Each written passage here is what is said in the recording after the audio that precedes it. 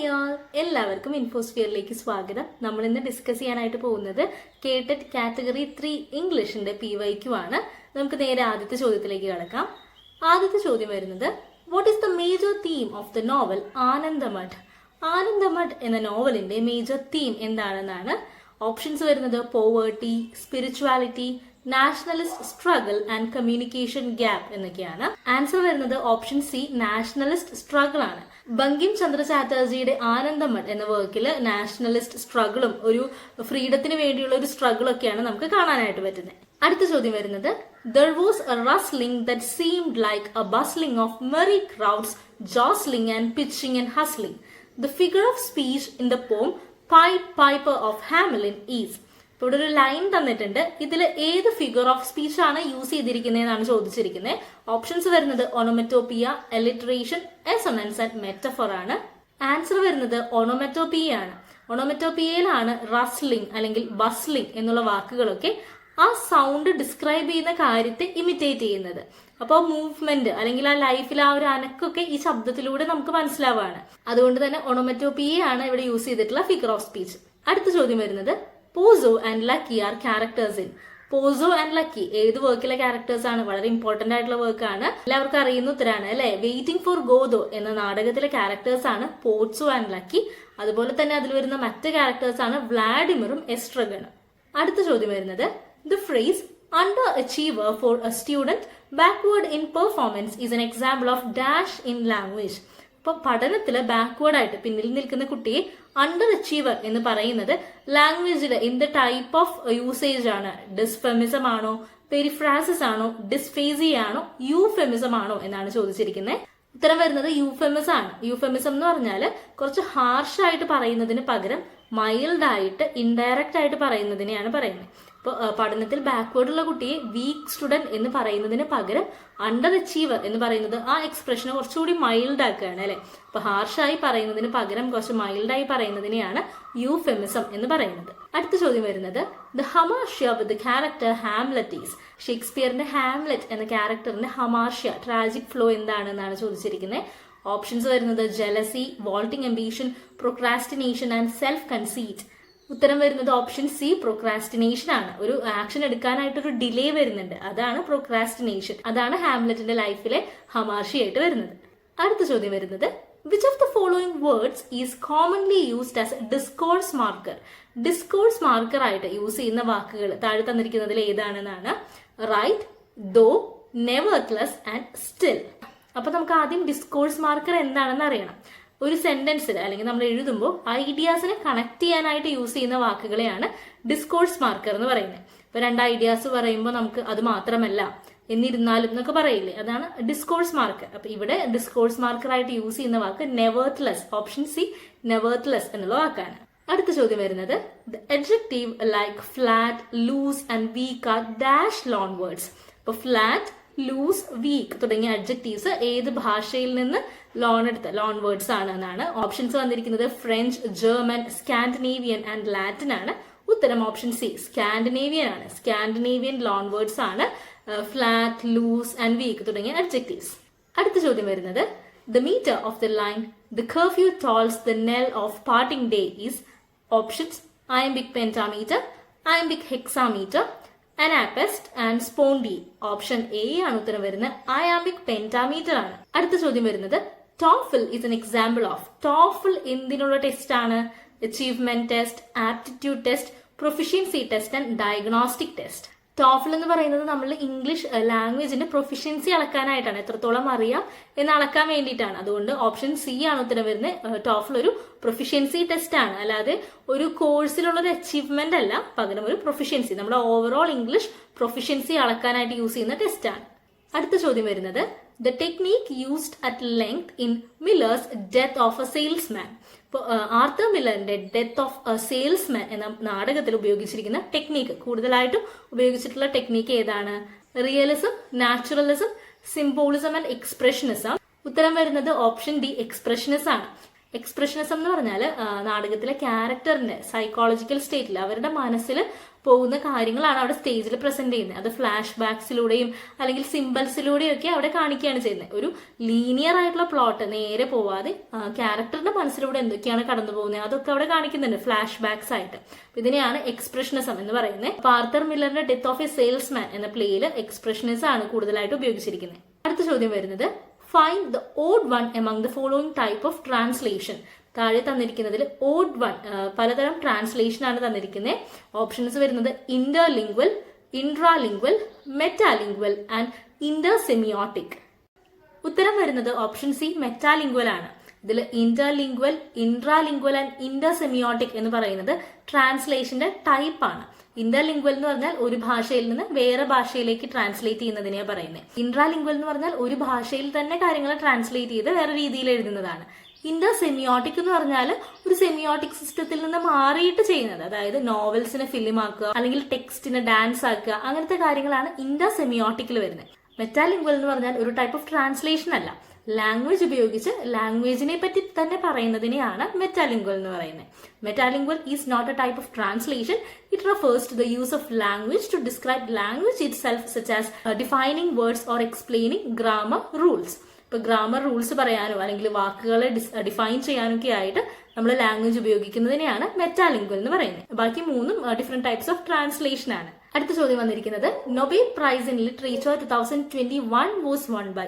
2021 Nobel prize ലിറ്ററേച്ചറിനുള്ള Nobel prize കിട്ടിയിട്ടുള്ളത് option B Abdul Razak ഗുർണയ്ക്കാണ്. അടുത്ത ചോദ്യം വന്നിരിക്കുന്നത് who is the protagonist in the novel a passage to India.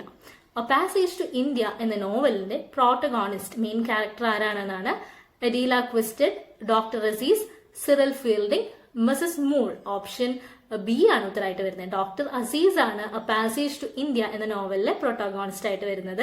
അടുത്ത ചോദ്യം വന്നിരിക്കുന്നത് subtitle of Shakespeare's 12th night ഈസ്. ഷേക്സ്പിയറിന്റെ 12th നൈറ്റ് എന്ന വർക്കിന്റെ സബ് ടൈറ്റിൽ ഓപ്ഷൻസ് വന്നിരിക്കുന്നത് virtue rewarded, what you will, all is true, Moor of Venice. Answer വരുന്നത് ഓപ്ഷൻ ബി ആണ്. വാട്ട് യു വിൽ ആണ് 12th നൈറ്റിന്റെ സബ് ടൈറ്റിൽ ആയിട്ട് വരുന്നത്. അടുത്ത ചോദ്യം വന്നിരിക്കുന്നത് the novel of Vikram Seth written in words. താഴെ തന്നിരിക്കുന്നതിൽ വിക്രം സേത്തിന്റെ ഏത് വർക്കാണ് വേർഡ്സ് ഫോമിൽ കവിത പോലെ എഴുതിയിരിക്കുന്നതെന്നാണ് ചോദ്യം. ഓപ്ഷൻസ് വരുന്നത് A suitable boy, the golden gate and equal music and forbidden versus. ഉത്തരം വരുന്നത് ഓപ്ഷൻ ബി ആണ്. ദി ഗോൾഡൻ ഗേറ്റ് ആണ് ഒരു വേർഡ്സ് ഫോമിൽ എഴുതിയിട്ടുള്ളത്. സോണറ്റ് ഫോമിലാണ് ദി ഗോൾഡൻ ഗേറ്റ് എന്ന വർക്ക് വിക്രം സേത് എഴുതിയിട്ടുള്ളത്. അടുത്ത ചോദ്യം the grammar that assigns deep structure and surface structure to show the relationship of sentences is. ഏത് ഗ്രാമറിലാണ് സെന്റൻസുകൾ തമ്മിലുള്ള ബന്ധത്തിന് ഡീപ് സ്ട്രക്ചർ, സർഫസ് സ്ട്രക്ചർ എന്നൊക്കെ കാണിക്കുന്നത്? ഓപ്ഷൻസ് വരുന്നത് transformational grammar, phrase structure grammar, generative grammar and traditional grammar. Answer option A ആണ്. Transformational grammar ആണ്. Transformational grammar കൊണ്ടുവന്നിട്ടുള്ളത് Noam Chomsky ആണ്. അതിലാണ് നമുക്ക് സെന്റൻസുകളുടെ റിലേഷൻഷിപ്പ് കാണിക്കാനായിട്ട് ഡീപ് സ്ട്രക്ചർ, സർഫസ് സ്ട്രക്ചർ എന്നുള്ള ഐഡിയാസ് ഒക്കെ ചോംസ്കി കൊണ്ടുവന്നിട്ടുള്ളത്. ഉത്തരം വരുന്നത് ഓപ്ഷൻ എ ആണ്. Transformational grammar. അടുത്ത ചോദ്യം വന്നിരിക്കുന്നത് who is described as the despicable character in the prologue. The prologue to Canterbury ടേൽസിൽ ഡെസ്പിക്കബിൾ ക്യാരക്ടർ ആയിട്ട് ഇതിൽ ആരെയാണ് ഡിസ്ക്രൈബ് ചെയ്തിരിക്കുന്നതെന്നാണ് ചോദിച്ചിരിക്കുന്നത്. ഓപ്ഷൻസ് വരുന്നത് wife of Bath, the knight, the partner and the clerk. Answer the പാർട്ട്ണറിനെയാണ്. പാർട്ട്ണറിനെയാണ് ഒരു ഗ്രീഡി ആയിട്ടും അല്ലെങ്കിൽ ഒരു കറപ്റ്റ് ആയിട്ടുള്ള ഒരു ക്യാരക്ടറായിട്ട് ചിത്രീകരിച്ചിരിക്കുന്നത്. അടുത്ത ചോദ്യം വരുന്നത് the linguist who propounded the theories of origin of language. താഴെ തന്നിരിക്കുന്നതിൽ ഏത് ലിംഗ്വിസ്റ്റ് ആണ് ഒറിജിൻ ഓഫ് ലാംഗ്വേജിനെ പറ്റി, ഭാഷയുടെ ഒറിജിനെ പറ്റിയിട്ടുള്ള തിയറീസ് പ്രൊപ്പൗണ്ട് ചെയ്തിട്ടുള്ളത്? ഓപ്ഷൻസ് വരുന്നത് Leonard Bloomfield, Otto Jespersen, Noam Chomsky and Edward Sapir. ഉത്തരം ഓപ്ഷൻ ബി ആണ്. ഓട്ടോ ജസ്പേഴ്സൺ ആണ് ഒറിജിൻ ഓഫ് ലാംഗ്വേജിനെ പറ്റിയുള്ള തിയറീസ് പ്രപ്പോസ് ചെയ്തിട്ടുള്ളത്. അടുത്ത ചോദ്യം വരുന്നത് death thou shalt die, the line by Donne is an example of. അപ്പം ജോൺ ഡണ്ണിന്റെ ഒരു ലൈനാണ് ഇവിടെ തന്നിരിക്കുന്നത്. Death thou shalt die. അപ്പൊ ഡെത്തിനോട് പറയാണ് നീ മരിക്കണം, ഡെത്ത് യു ഷുഡ് ഡൈ എന്നാണ് പറയുന്നത്. അപ്പൊ ഇത് എന്തിനുള്ള എക്സാമ്പിൾ ആണ്? Paradox, metaphor, symbol and simile. ഇത് പാരഡോക്സിനുള്ള ഒരു എക്സാമ്പിൾ ആണ്. ഡെത്തിനോടാണ് മരിക്കാൻ പറയുന്നത് അല്ലെ. അപ്പൊ അതൊരു സെൽഫ് കോൺട്രഡിക്ടറി ആയിട്ടുള്ള ഒരു ലൈനാണ്, പക്ഷെ മീനിങ് ഫുൾ ആണ്. അപ്പൊ ഡെത്ത് thou shalt die എന്ന ഈ ജോൺ ഡണ്ണിന്റെ ഈ ലൈൻ വരുന്നത് പാരഡോക്സിന് ഒരു എക്സാമ്പിൾ ആയിട്ടാണ്. അടുത്ത ചോദ്യം who is the author of a vindication of the rights of women. ഇപ്പോൾ ഫെമിനിസത്തിലെ വളരെ ഇമ്പോർട്ടന്റ് ആയിട്ടുള്ള ഒരു വർക്കാണ് vindication of the rights of women. ഈ വർക്കിന്റെ ഓതർ ആരാണെന്നാണ് ചോദിച്ചിരിക്കുന്നത്. ഓപ്ഷൻസ് വരുന്നത് Mary Wollstonecraft, Virginia Woolf, Elizabeth Browning and Elaine Showalter. Answer option A ആണ്. മേരി വോൾസ്റ്റൺക്രാഫ്റ്റ് ആണ് vindication of the rights of women എന്ന വർക്ക് എഴുതിയിട്ടുള്ളത്. ഈ ബുക്ക് പബ്ലിഷ് ചെയ്തിട്ടുള്ളത് 1792 അടുത്ത ചോദ്യം വരുന്നത് which of the following novels is not written by Amitav Ghosh. ഇപ്പൊ താഴെ തന്നിരിക്കുന്നതിൽ അമിതാവ് ഘോഷിന്റേതല്ലാത്ത നോവൽ ഏതാണെന്നാണ് ചോദ്യം. ഓപ്ഷൻസ് വരുന്നത് the shadow lines, river of smoke, two lives and Anandamath. ഇതിൽ ടു ലൈഫ്സും ആനന്ദമഠും ആണ് അമിതാവ് ഘോഷിന്റേതല്ലാത്ത വർക്ക്സ് ആയിട്ട് വരുന്നത്. ടു ലൈഫ്സ് എഴുതിയിട്ടുള്ളത് വിക്രം സേത്തും ആനന്ദമഠ് എഴുതിയിട്ടുള്ളത് ബങ്കിം ചന്ദ്ര ചാറ്റർജിയും ആണ്. അടുത്ത ചോദ്യം വരുന്നത് the character of Charles Dickens who believes that something will turn up is. ഇപ്പം ചാൾസ് ഡിക്കൻസിലെ സംതിങ് വിൽ ടേൺ അപ്പ് എന്ന് ബിലീവ് ചെയ്യുന്ന ക്യാരക്ടർ ആരാണെന്നാണ് ചോദ്യം. ഓപ്ഷൻസ് വരുന്നത് Sydney Carton, Sam Weller, Uriah Heep and Wilkins Micawber. Answer option D ആണ്. Wilkins Micawber ആണ് Charles ഡിക്കൻസിലെ സംതിങ് വിൽ ടേൺ അപ്പ് എന്ന് ബിലീവ് ചെയ്യുന്ന ഒരു ക്യാരക്ടർ ആയിട്ട് വരുന്നത്. അടുത്ത ചോദ്യം വരുന്നത് which school of criticism encouraged the students to concentrate on the words on the page. ഏത് സ്കൂൾ ഓഫ് ക്രിറ്റിസിസം ആണ് സ്റ്റുഡൻസിനോട് പേജിലെ വാക്കുകളിൽ മാത്രം കോൺസെൻട്രേറ്റ് ചെയ്യാൻ പറഞ്ഞത്?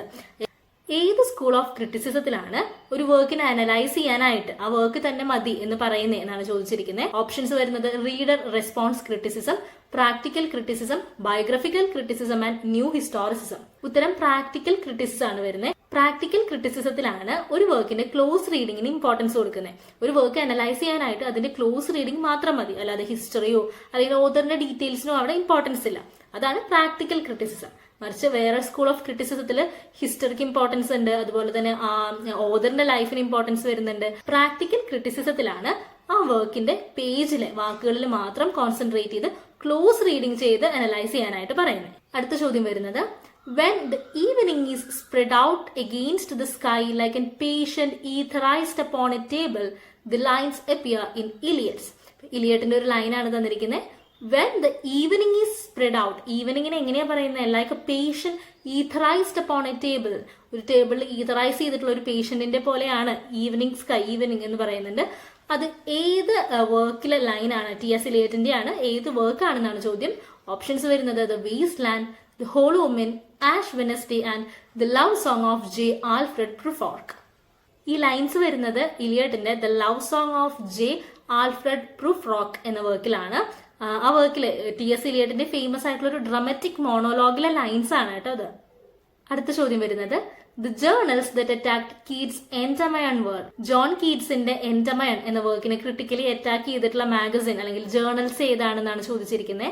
ആൻസർ വരുന്നത് ഓപ്ഷൻ ഡി ആണ്. ബ്ലാക്ക്വുഡ് മാഗസിനും ക്വാർട്ടർലി റിവ്യൂ ആണ്. ഈ രണ്ട് വർക്ക്സ് ആണ് ഹാർഷ്ലി കീറ്റ്സിന്റെ വർക്ക്സിനെ അറ്റാക്ക് ചെയ്തിട്ടുള്ളത്. അടുത്ത ചോദ്യം വരുന്നത് the line good fences make dash appear in Robert Frost's poem. Answer വരുന്നത് ഓപ്ഷൻ സി ആണ്. Good fences make good neighbours. ഈ വർക്ക് വരുന്നത് മെൻഡിങ് വാൾ ആണ്. Good fences make good neighbours is from mending wall. അടുത്ത ചോദ്യം വരുന്നത് to strive, to seek, to find and not to yield is the philosophy of. ഇപ്പൊ ഒരു line ഇവിടെ തന്നിട്ടുണ്ട്. To strive, to seek, to find and not to yield. ഇത് ആരുടെ philosophy ആണ് എന്നാണ് ചോദിച്ചിരിക്കുന്നത്. ആൻസർ വരുന്നത് ഓപ്ഷൻ ഡി ആണ്. യുലിസസിന്റെ ആണ്. യുലിസസിന്റെ മനസ്സിലെ ആ അഡ്വഞ്ചറിനെയാണ് ഈ to strive, to seek and never to yield, ഒരിക്കലും തോൽക്കാതെ ലൈഫ് മുഴുവനായിട്ടും സീക്ക് ചെയ്ത് പുതിയ കാര്യങ്ങൾ കണ്ടുപിടിച്ച് അഡ്വഞ്ചറസ് ആയിട്ട് മുന്നേറണം എന്ന് പറയുന്നത്. അത് യുലിസസിന്റെ ഫിലോസഫിയാണ്. യുലിസസിന്റെ ഒരിക്കലും തീരാത്ത ആ സ്പിരിറ്റിനെയാണ് ഈ ലൈൻ കാണിക്കുന്നത്. അടുത്ത ചോദ്യം വരുന്നത് the primary stress of the word improvisation is on the dash syllable. എത്രാമത്തെ സിലബിലാണ് ഇംപ്രൊവൈസേഷൻ എന്ന വാക്കിന്റെ പ്രൈമറി സ്ട്രെസ് വരുന്നത് എന്നാണ് ചോദിച്ചിരിക്കുന്നത്. ആൻസർ വരുന്നത് ഫോർത്ത് ആണ്. 4ാമത്തെ സിലബിലാണ് ഇംപ്രൊവൈസേഷൻ എന്ന വാക്കിന്റെ പ്രൈമറി സ്ട്രെസ് വരുന്നത്. Words ending with the suffix tion are stressed on the second to the last syllable, also known as the penultimate syllable. അപ്പം ഷൻ, ഇംപ്രൊവൈസേഷൻ അല്ലെങ്കിൽ എഡ്യൂക്കേഷൻ എന്നൊക്കെ പറയുമ്പോൾ ഷനിൽ അവസാനിക്കുന്ന അങ്ങനത്തെ സഫിക്സ് വരുന്ന വാക്കുകളിൽ സെക്കൻഡ് ലാസ്റ്റ് സിലബൽ അല്ലെങ്കിൽ പെനൾട്ടിമേറ്റ് സിലബലിലായിരിക്കും പ്രൈമറി സ്ട്രെസ് വരുന്നത്. അപ്പൊ ഇവിടെ വരുന്നത് ഫോർത്ത് സിലബലിലാണ്. അടുത്ത ചോദ്യം John Dryden's all for love is based on Shakespeare's. John ഡ്രൈഡന്റെ ഓൾ ഫോർ ലവ് എന്ന വർക്ക് ഷേക്സ്പിയറിന്റെ ഏത് വർക്കിനെ ബേസ് ചെയ്തിട്ടാണ് എഴുതിയിരിക്കുന്നത് എന്നാണ് ചോദ്യം. ആൻസർ വരുന്നത് ഓപ്ഷൻ ബി ആണ്, ആന്റണി ആൻഡ് ക്ലിയോപേട്ര. ഷേക്സ്പിയറിന്റെ ആന്റണി ആൻഡ് ക്ലിയോപേട്രനെ ബേസ് ചെയ്തിട്ടാണ് ഡ്രൈഡൻ ഓൾ ഫോർ ലവ് എന്ന് എഴുതിയിരിക്കുന്നത്. ആ വർക്കിന്റെ ഒരു റീടെല്ലിംഗ് ആണ് ഓൾ ഫോർ ലവ്. അടുത്ത ചോദ്യം, The play of Bernard Shaw that expounds the philosophy of life force. Answer വരുന്നത് ഓപ്ഷൻ സി ആണ്, ബാക്ക് ടു മെത്യൂസെല. അടുത്ത ചോദ്യം വരുന്നത്, The term mirror face is associated with. ഏത് സൈക്കോ അനലിസ്റ്റുമായിട്ടാണ് മിറർ ഫേസ് എന്ന ടേം അസോസിയേറ്റ് ചെയ്തിരിക്കുന്നത്? ഓപ്ഷൻസ് വരുന്നത് Klein, ലക്കാൻ, Freud and കോഷ്. Answer option B ആണ്, ലക്കാൻ ആണ്. ജാക്ക് ലക്കാനുമായിട്ടാണ് മിറർ ഫേസ് അസോസിയേറ്റ് ചെയ്തിരിക്കുന്നത്. അടുത്ത ചോദ്യം വരുന്നത്, Which of the words is not in tandem with the vocabulary of cyberspace? ഇപ്പൊ താഴെ തന്നിരിക്കുന്ന വാക്കുകളിൽ സൈബർ സ്പേസ് വൊക്കാബുലറിയുമായിട്ട് ബന്ധമില്ലാത്തത് ഏതാണെന്നാണ് കണ്ടുപിടിക്കേണ്ടത്. ഓപ്ഷൻസ് വരുന്നത് interface, boot up, surfing and overhauling. Answer വരുന്നത് ഓപ്ഷൻ ഡി ആണ്, ഓവർഹോളിംഗ്. ഓവർഹോളിംഗ് എന്ന വാക്ക് സൈബർ സ്പേസ് ടെർമിനോളജിയുമായിട്ട് റിലേറ്റ് ചെയ്യാത്തതാണ്. To repair an engine, machine or etc. so that every part of it works as it should എന്നാണ് ഇതിന്റെ അർത്ഥം വരുന്നത്. അടുത്ത ചോദ്യം വരുന്നത്, The style of the essay of Francis Bacon is. Francis ബേക്കന്റെ എസ്സേസിന്റെ സ്റ്റൈൽ എന്താണ് എന്നാണ് ചോദ്യം. ആൻസർ വരുന്നത് ഓപ്ഷൻ സി ആണ്, എപ്പിഗ്രമാറ്റിക് ആൻഡ് എഫോറിസ്റ്റിക് ആണ് ഫ്രാൻസിസ് ബേക്കന്റെ എസ്സേസ്. എപ്പിഗ്രമാറ്റിക് ആൻഡ് എഫോറിസ്റ്റിക് എന്ന് പറഞ്ഞാൽ വളരെ ഷോർട്ട് ആയിട്ടാണ്, വളരെ ഷോർട്ട് സെന്റൻസുകളാണ് ഫ്രാൻസിസ് ബേക്കന്റെ. എന്നാൽ അതിൽ പറയാനുള്ള കാര്യങ്ങളൊക്കെ വളരെ വിറ്റിയായിട്ട് മാക്സിംസ് ഒക്കെ യൂസ് ചെയ്ത് പറയുന്നതിനെയാണ് എപ്പിഗ്രമാറ്റിക് ആൻഡ് എഫോറിസ്റ്റിക് എന്ന് പറയുന്നത്. അടുത്ത ചോദ്യം വരുന്നത്, Learner discover the potential meaning of a language by participating in communication. This is the concept of discourse theory, monitor model, accommodation theory and acculturation model. ഇത് ഡിസ്കോഴ്സ് തിയറിയിലാണ് വരുന്നത്. കുട്ടികൾ കമ്മ്യൂണിക്കേറ്റ് ചെയ്ത് മീനിങ് കണ്ടുപിടിക്കുന്നത് ഡിസ്കോഴ്സ് തിയറിയിലാണ് വരുന്നത്. അടുത്ത ചോദ്യം വരുന്നത്, The critic who opposed Eliot's theory of dissociation of sensibility. T S. എലിയറ്റിന്റെ തിയറി ആയിട്ടുള്ള ഡിസോസിയേഷൻ ഓഫ് സെൻസിബിലിറ്റിയെ ഒപ്പോസ് ചെയ്ത ക്രിട്ടിക് ആരാണ്? ആൻസർ വരുന്നത് C.S. ലൂയിസ് ആണ്. അടുത്ത ചോദ്യം, Everyone approved of the investigation that is currently in progress. Replace the underlined words with the most suitable option. ഇവിടെ അണ്ടർലൈൻ ചെയ്തിരിക്കുന്ന വാക്ക് currently in progress എന്നുള്ളതാണ്. അതിന് സ്യൂട്ടബിൾ ആയിട്ടുള്ള വാക്കാണ് നമുക്ക് ചൂസ് ചെയ്യേണ്ടത്. ആൻസർ വരുന്നത് ഓപ്ഷൻ സി ആണ്, ഓൺഗോയിങ് ആണ്. ഇപ്പൊ കറന്റ്ലി ഇൻ പ്രോഗ്രസ്, ഇപ്പൊ നടന്നുകൊണ്ടിരിക്കുന്നത് എന്നുള്ള അർത്ഥം വരുന്നത് ഓൺഗോയിങ് എന്നുള്ള വാക്കാണ്. Ongoing investigation is the natural replacement for currently in progress. അടുത്ത ചോദ്യം വരുന്നത്, According to Arnold, the real moment that marks the birth of modern English prose is Restoration period, Elizabethan period, Jacobean period and Victorian period. Option A, restoration പീരീഡിനെയാണ് Arnold birth of modern English prose എന്ന് consider ചെയ്തിരിക്കുന്നത്. അടുത്ത ചോദ്യം വരുന്നത്, Wilson Knight's chariot of wrath is a critical work on John Milton, William Shakespeare, Bernard Shaw and Henrik Ibsen. Wilson നൈറ്റിന്റെ chariot of wrath എന്ന critical work ഏത് റൈറ്ററിനെ base ചെയ്തിട്ടുള്ളതാണ്? ഓപ്ഷൻ ബി, വില്യം ഷേക്സ്പിയറിനെ ബേസ് ചെയ്തിട്ടുള്ള ക്രിട്ടിക്കൽ വർക്കാണ് ഈ chariot of റാത്ത് എന്ന് പറയുന്നത്. അടുത്ത ചോദ്യം വരുന്നത്, Which of the following is not a characteristic of the romantic movement? താഴെ തന്നിരിക്കുന്നതിൽ റൊമാൻറ്റിക് മൂവ്മെന്റിന്റെ ക്യാരക്ടറിസ്റ്റിക് അല്ലാത്തത് ഏതാണെന്നാണ് ചോദ്യം. Revival of medievalism, began in the 18th century, revolted against classicism, approved of realism. ഇതില് റിവൈവൽ ഓഫ് മിഡീവലിസം വരുന്നുണ്ട്, began in 18th century, അതും correct ആണ്. 18th സെഞ്ചുറിയിലാണ് romanticism തുടങ്ങുന്നത്. Revolted against classicism, ഇത് ക്ലാസിക്കൽ വർക്ക്സിന്റെ ഫോംസിനൊക്കെ എഗെയിൻസ്റ്റ് ആയിരുന്നു റൊമാൻറ്റിസിസം. അപ്രൂവ്ഡ് ഓഫ് റിയലിസം, അത് romantic മൂവ്മെന്റിന്റെ characteristic അല്ലാത്തതാണ്. Romantic മൂവ്മെന്റ്സിൽ കൂടുതൽ imagination ആണ് ഇമ്പോർട്ടൻസ് കൊടുത്തത്. അവിടെ റിയലിസത്തിനേക്കാളും കൂടുതൽ ഇമാജിനേറ്റീവ് ഐഡിയാസ്, ഇമാജിനേഷൻ ഒക്കെ ആയിരുന്നു. അപ്പൊ ഡി ആണ് ഇതിൽ റൊമാൻറ്റിക് മൂവ്മെന്റിന്റെ ക്യാരക്ടറിസ്റ്റിക് അല്ലാത്തതായിട്ട് വരുന്നത്. അടുത്ത ചോദ്യം വരുന്നത്, God is in heaven, all is right with the world are the lines of. അപ്പൊ ഈ തന്നിരിക്കുന്ന line God is in heaven, all is right with the world, ഇത് ആരുടെ വരികളാണ് എന്നാണ് ചോദ്യം. ഓപ്ഷൻസ് വരുന്നത് Lord Tennyson, Robert Browning, Thomas Hardy and Matthew Arnold ആണ്. ഉത്തരം ഓപ്ഷൻ ബി ആണ് വരുന്നത്, റോബർട്ട് ബ്രൗണിംഗ് ആണ്. റോബർട്ട് ബ്രൗണിങ്ങിന്റെ പിപ്പ പാസസ് എന്ന് പറഞ്ഞ വർക്കിലെ ലൈൻസ് ആണ് ഇത്. ഈ ക്വസ്റ്റിനോട് കൂടിയിട്ട് നമ്മൾ ഇന്നത്തെ PYQ സെഷൻ അവസാനിക്കുകയാണ്. എല്ലാവർക്കും ക്ലിയർ ആയെന്നും യൂസ്ഫുൾ ആയെന്നും വിചാരിക്കുന്നു. അടുത്ത വീഡിയോയിൽ കാണുന്നവരെ ബൈ.